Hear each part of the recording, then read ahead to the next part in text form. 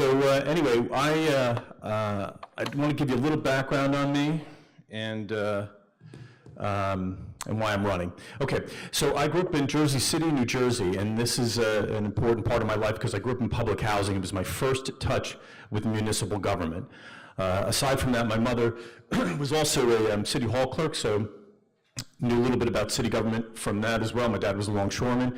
Put myself through college, went to Fordham University in the Bronx, was student body president, and met my business partner with whom I started a company called HumanScale. HumanScale is not a tech company, but it's mostly known for office seating. So in terms of technology, I think I'm a little bit closer to your butt than your brain if you're in tech. And I just thought of that on the way over here.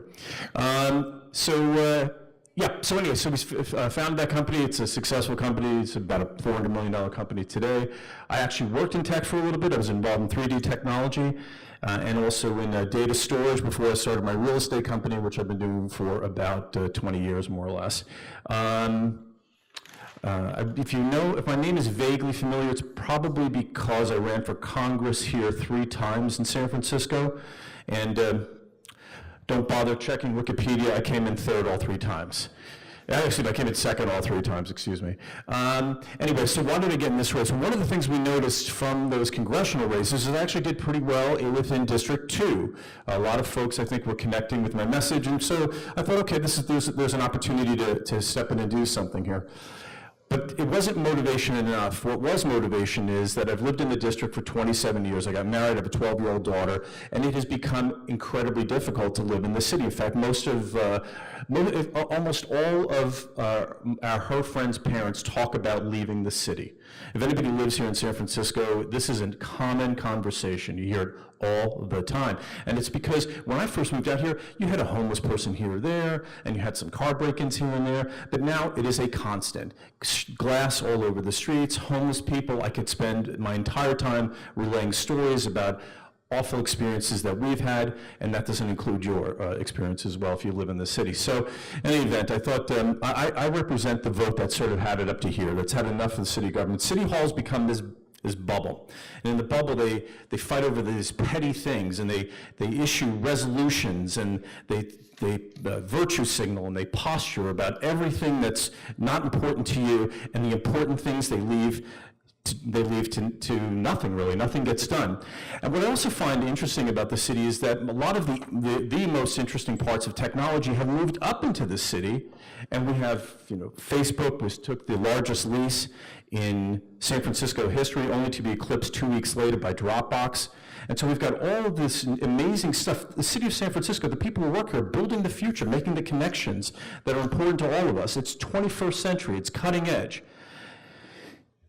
And city government is run like 19th century and far, far, far, far from cutting edge. So it's important, I think, to sort of get somebody in there to pierce that bubble and to get in and cause some disruption. It's a very important, I know it's a word that's overused in technology, but it could never be more appropriate than where we are right now today. Because what's happened is we have this chaos out of the districts, and I hate to use that word, but when you have, like I have, in the last couple of weeks, come down 2 times in a week and find someone sleeping in front of your house on your sidewalk, when you find people coming into your utility closet and outside the house next to where your daughter sleeps and find drug paraphernalia because homeless people have been in there doing drugs, when you have people walking into your home in the middle of the night while you're sleeping, that's chaos. And yet, City Hall continues to, all the people who work there, they collect their paychecks, they get their pensions, and their life goes on. It is time to go put some chaos in City Hall so that maybe we have a little more stability out in the district.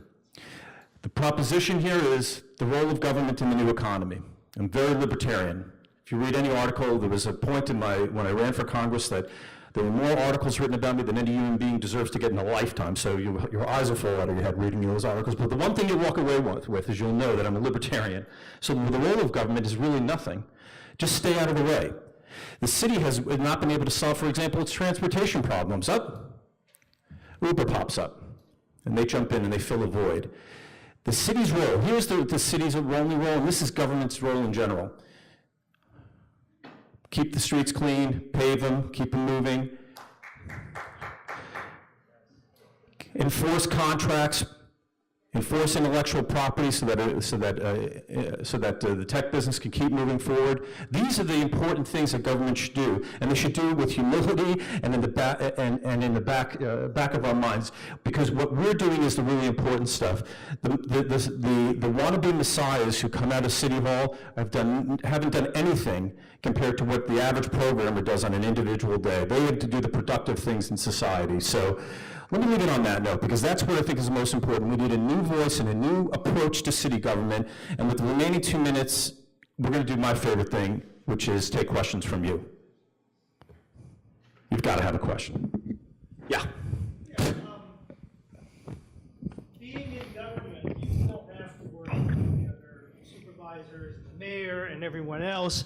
It seems like from what I'm hearing you standing up here and talking, I think you could be a more effective person not being in government and being the gadfly, and and make the voice and talk about it outside of government, because once you're in the government, you still have to play it within the roles of the government, and then you're probably going to be more handcuffed there than what you can be doing outside of it. Okay, I get the drift. So here's one of the things so my opponents in the race, so there are 3 opponents, and this is one of the things that I've pushed back on them. One of them is actually the interim supervisor now, was appointed in supervisor.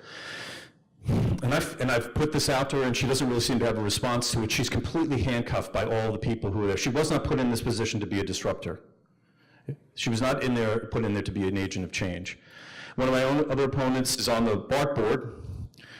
And I like all 3 of the people I'm running against. They're really nice people, but this is the one opportunity to get to criticize people in public. Yeah, I just don't want him to do for District 2 what he's done for the BART.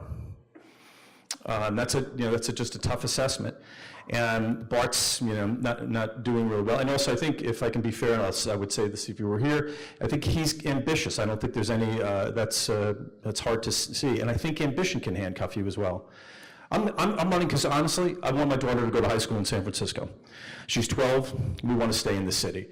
If we don't, I can't keep coming out of my house every day and finding homeless people in front of the sidewalk. I just can't keep doing it. I'm not going to stay. But I think that in terms of being an effective person within City Hall, look, I've done business in 35 countries around the world. I built a distribution network, all across Europe and around the globe. I'm pretty sure I can negotiate with the people who are in City Hall, and I think I'll be pretty effective in that role. I've overstayed my welcome. Thank you all very much. Appreciate it.